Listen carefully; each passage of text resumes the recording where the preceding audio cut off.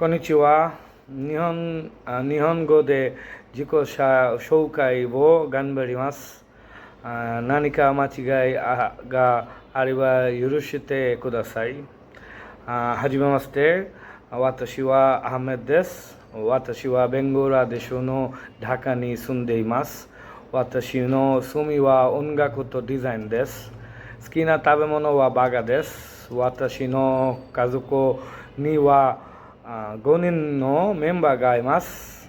父と妻と母、子供とおじさんと私です。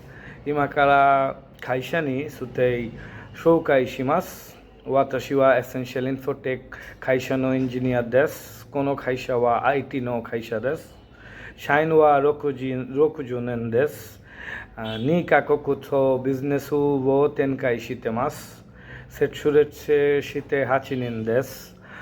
この会社の特徴は国際ビジネスと若い社員が多いとあらゆる課題に対する解決策のポテンシャルがあります。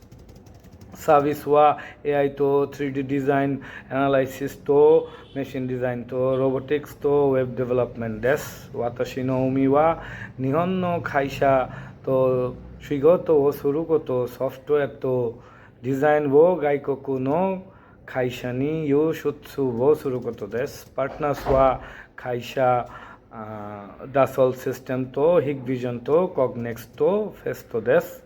I'd like to share some insights about Japanese culture that I find very interesting. The culture of the samurai and the katana making tradition. It gives me a real sense of discipline and dedication and teaches the art of patience.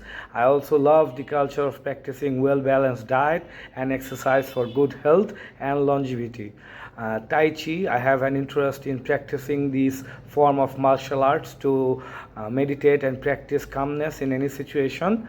Last but not the least, the traditional transport, Jinrikisha. We have a similar means of transportation with a similar name called rickshaw, which we use on a daily basis for our mode of transportation.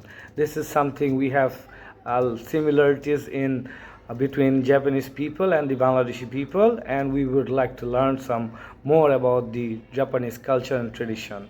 Yoroshiku onegai shimasu. Arigatou gozaimasu.